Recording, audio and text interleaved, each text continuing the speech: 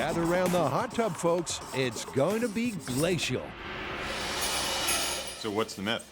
Well, we are dressed for cold weather, and that's good because we're going to test whether or not you can start an avalanche by yodeling. So it's time to get those vocal cords ready. You think I can yodel? I know you can. You think I'm gonna yodel? No, I don't. This alpine myth is as old as the hills. Can this beloved form of melodious mountain song set off a mighty avalanche? The idea isn't as nonsensical as it sounds. In previous audio experiments, the guys proved that sound waves from the human voice are powerful enough to shatter glass and even extinguish a flame. Now, using the same notion in this ultimate auditory myth, we're going to try to bring a mountain to its knees. You know, if we're doing myths on avalanches, we need to go to the mountains. I think you're right. I think we will. But first, why don't we try some scale experiments here in the shop? See what we can learn about them before we go. Sure, why not? Before heading out, Adam makes a mountain by building a fiberboard tray and attaches it to a tiltable stand. Instead of making a mountain shape, we've gone with a flat plane to eliminate the variables of the topography of the mountain. They've got their mountain, now they need some winter weather.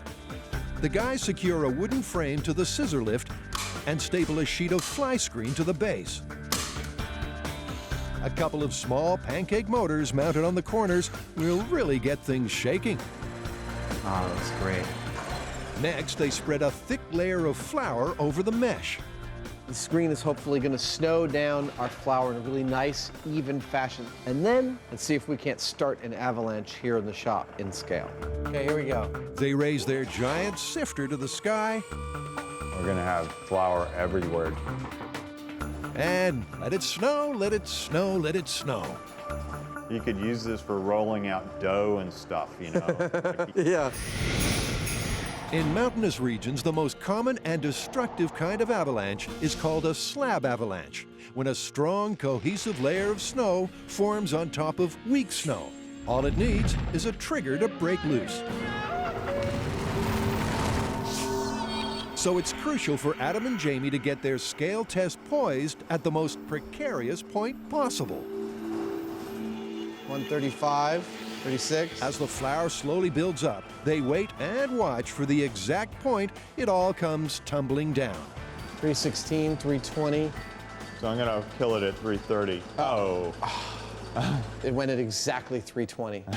Now that they've got the trigger point timed right on the verge, Jamie groons the run, they recoat the slope, 316, 320. Kill it? Okay. and are ready to make some noise. I think it's really hair trigger. Okay. Okay, let me give you the decibel meter. So start out at 60, and if I go higher than that, just start dialing it up. Adam may not be a professional yodeler, I'm gonna yodel at a soft volume and slowly build up. but who doesn't know and love such movie classics as Heidi and The Sound of Music? His strange warble wouldn't have startled a mountain goat. That was 90.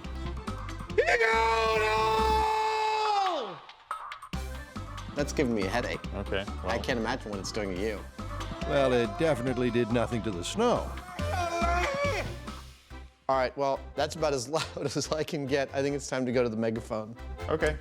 A megaphone should take this scale test to the max.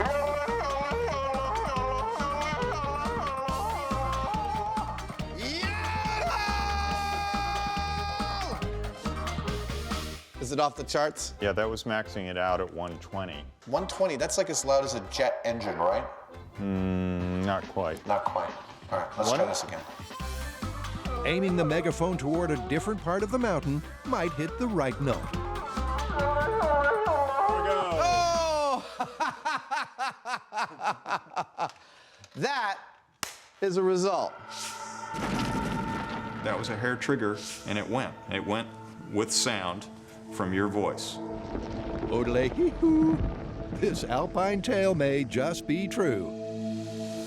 So grab your polarized designer shades because the MythBusters are headed into avalanche country.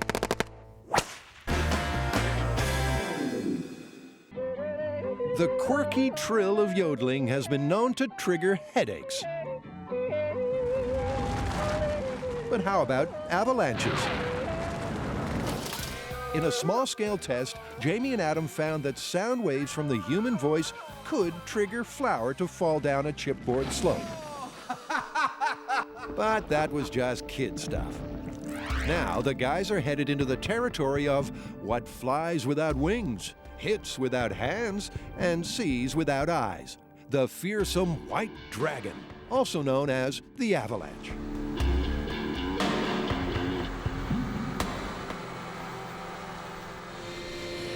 We have come to Colorado to the Telluride ski resort, where we're going to work with their avalanche team to start real avalanches and see what actually happens.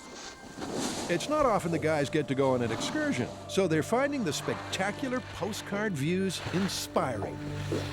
It's incredible getting to shoot here. The scenery is so amazing. No amount of shots we're going to show you of what it's like here is going to show you how breathtaking it actually is to be here.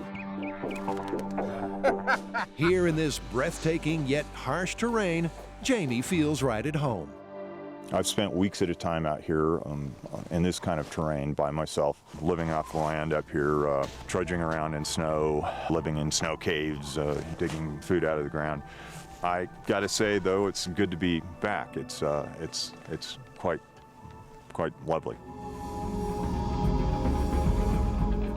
We're very lucky out here in the wild. We've seen a Heinemann in his natural habitat. Let's be quiet, they scare very easily. To conduct our tests, the Safety Division of the Telluride Ski Patrol has determined a specific mountain site that's a real-life avalanche risk. How do you know when these conditions are right for an avalanche? Well, we go out and we dig snow pits. And we actually stick our head in the snow and look at the structure of the snowpack. And then we also calculate out how much new stress has been added to the snowpack. Because Craig knows all the signs of a mountain on the brink, we're shooting a safe distance from public ski areas. Now, to put the yodel myth to the test, Adam's amateur vocal acrobatics won't cut it. So, to help us, we've brought in a professional yodeler. Liz, come on in. Yodelady! Howdy! How are you? Great! Have you ever heard of yodeling being dangerous, like in an avalanche situation? Well, sure. I used to ski in Vail and backcountry skiing. We were cautioned not to go yodeling in the mountains. Really? Sure. And what is it about yodeling that you think will set off an avalanche? It's a certain frequency, and if you can hit it just right and the conditions are perfect, you could start an avalanche. Liz has been known to shake things up before. When I get a certain pitch and a certain volume, I can feel my crown in my tooth sort of rattle. It's quite a sensation. If anything does start to happen, we're all going to bolt in this direction. That way? Yeah, we've been advised that the avalanche would come down in this way, so we can, a couple hundred yards this way should make us safe. All right.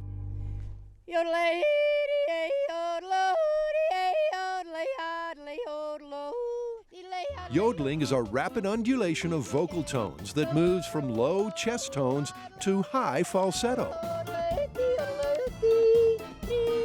But as Liz's song reverberates around the mountain, delightful as it is, it remains unmoved. Well, that was lovely.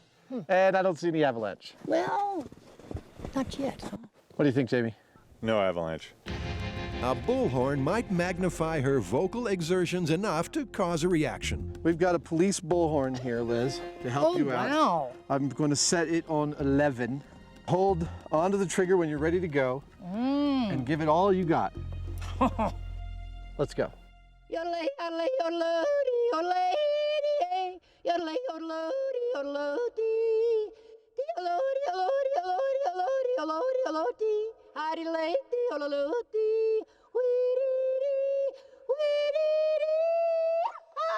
But her startling call of the wild stirs up nothing.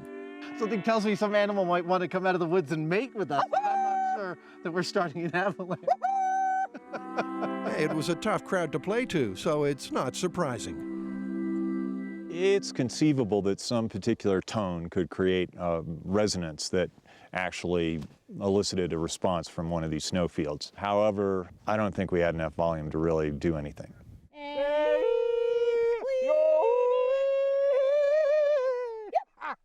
You're good. I think that one's busted. Liz, thank you so I gave it much my for best. helping us out. I gave it my best. Absolutely. With the mountain still officially deemed to be in the avalanche zone, Adam rustles up another idea. I brought out my 11-foot bullwhip. This thing breaks the sound barrier. If anything's loud enough to start an avalanche, it ought to be this. And you can herd some bulls with it if they happen to be up here in the ski slopes, right? We are in the wilds of Colorado, dude. When cracked, the thin, flexible tips of whips move faster than the speed of sound, creating a sonic boom. Here we go. That's the mountain I'm trying to bring down. Sonic booms generate enormous amounts of sound energy, a lot like an explosion. You see anything? No avalanche. Adam whips it good, but the mountain doesn't flinch.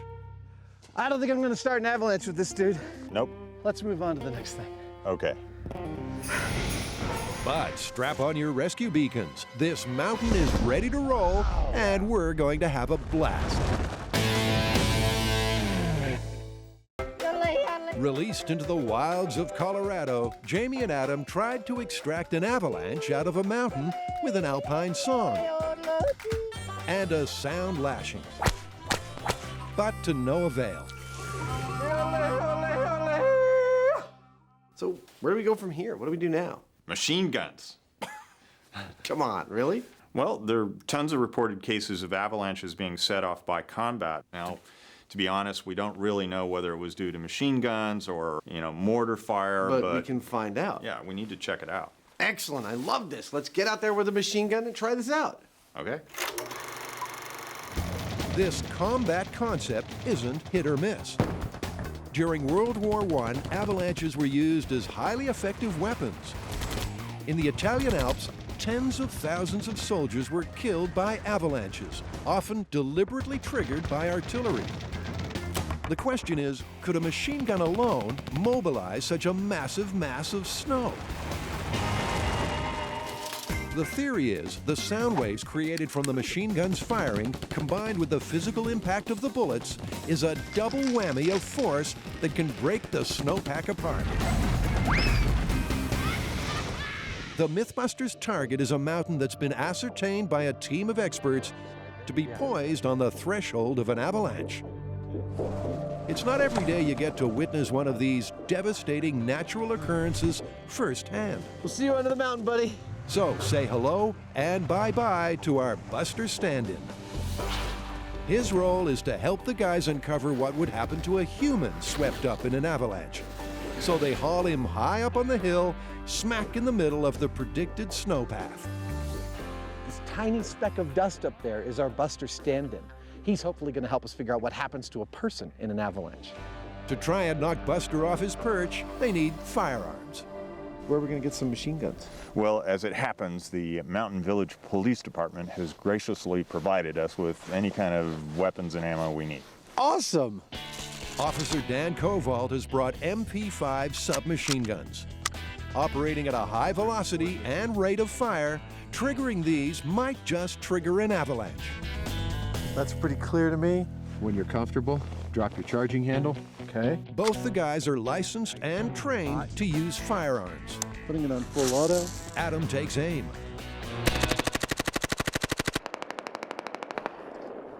But the mountain doesn't fall, No avalanche. Nope, no avalanche. so they double the firepower. Firing in 3, 2, 1.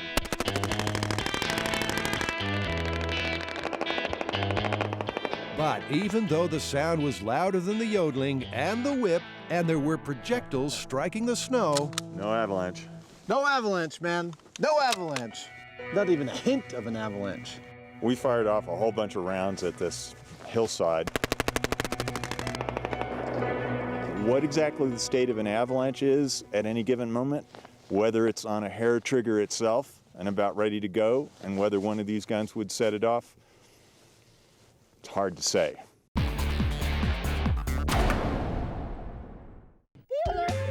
trying to set off an avalanche with a yodel, a whip crack, and a machine gun, Adam and Jamie couldn't shift a snowflake.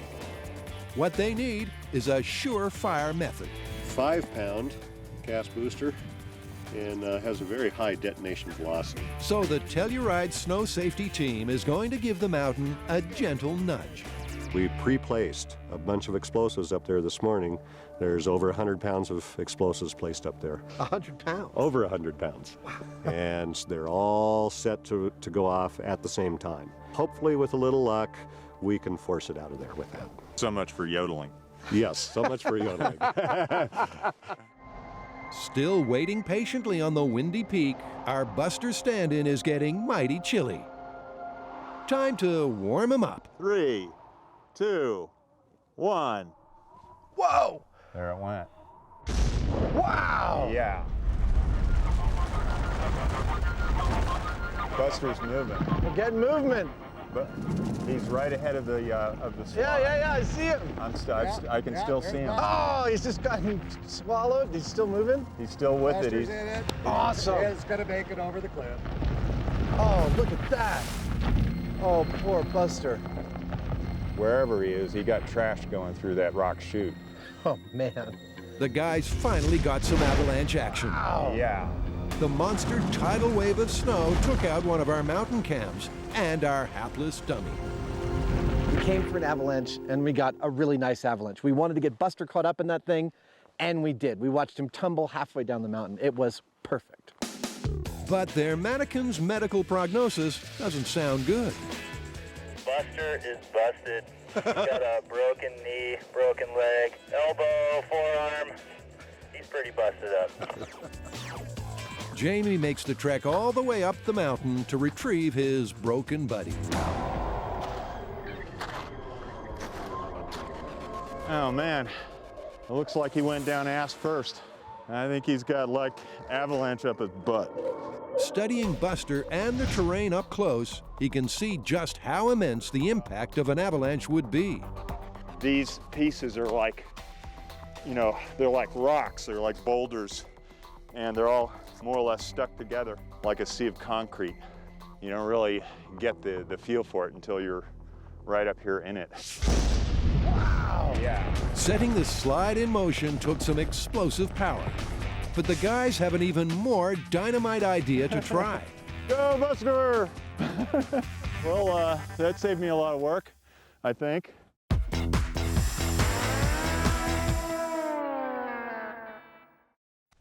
Jamie and Adam learned that summoning up a mighty avalanche by happenstance isn't easy.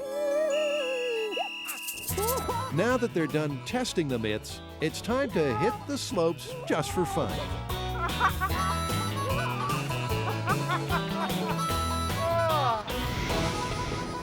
That's cool. Adam is going to take flight with an airborne snow safety team who leave nothing to chance.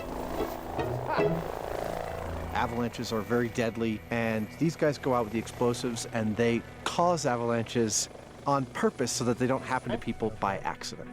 Adam's task is to assist Operations Director Aaron inside the helicopter, dropping live dynamite. And then I'm gonna throw it out the window, okay? And I'm gonna do that when the spotter who is in the front seat tells me to do it. That seems pretty straightforward. It's, yeah, considering you're throwing dynamite out the window. Yeah. It's pretty straightforward. Now that we're all clear on that, we're ready for liftoff. All right, Adam. All right. Okay, Chris, we're ready back here. Okay. One Fox Sierra lifted from the ski area departing out to the south, Telluride. The view from up here is awesome. It turned out to be a perfect morning, didn't it? Only lacking one thing. Yeah, an avalanche. Then, let's get one happening. Looking at the steeper stuff over this way. First, the team determines an avalanche-prone area. Want to hit no name? Yeah, we'll hit no name. Little forward, little left, light. Then go into action. Throw. Out. There we go. Light. Split. Throw. Out. Awesome. Light. Split. A little faster, Adam. Sorry. Throw. Adam's role as explosives assistant is getting him all fired up. Throw. Out. we're in this tiny little cabin. My feet are underneath this duffel bag that weighs a couple of 100 pounds worth of explosives. And I'm grabbing them out, I'm cutting the fuse, popping on the igniter, handing them to Aaron. He's pulling them and igniting them inside the helicopter and then chucking them out the window. When the explosive hits the snow that's ready to go, It's a pretty big blast. There we go. There's the pocket. Oh, that's an avalanche. Wow. Adam loves the smell of dynamite in the morning. It's like water moving down, and it really seemed to move really slowly, although you keep having to remind yourself of the scale, that this thing is like 10, 20 football fields long as it's moving down the mountain. Next, a cornice catches their eye. Throw. Out. Oh, down. And sure enough, collapsing it causes their second slide. Wow. And for the finale, Throw. Out.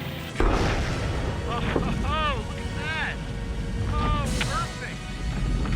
Oh, no. their third and final avalanche of the day is a monster. Awesome. We were out for well over an hour and a half. We got 3 avalanches. I'm super pleased with what we got. How are we going to call this one? Well, you know, all of our field tests said the same thing, as far as I'm concerned, that no yodeler in the world is truly in danger from an avalanche merely by yodeling. You know, I agree with you, but I have to put in a caveat. I mean, the variety of snow fields that are out there that would precipitate an avalanche is infinite almost, and I can't help but think that some of them are going to be more sensitive than the ones that we saw. Right. I mean, I appreciate your point, but the fact is if we're going to be scientific about it, we can only call a conclusion based on the data that we've set out to gather and gather. Yeah, we have to do that, but I have to make the point that there are cases like skiers, which are not hundreds of pounds of high explosives, that have set off avalanches. Yep. In some cases, it doesn't take very much. Your editorial comment is so noted.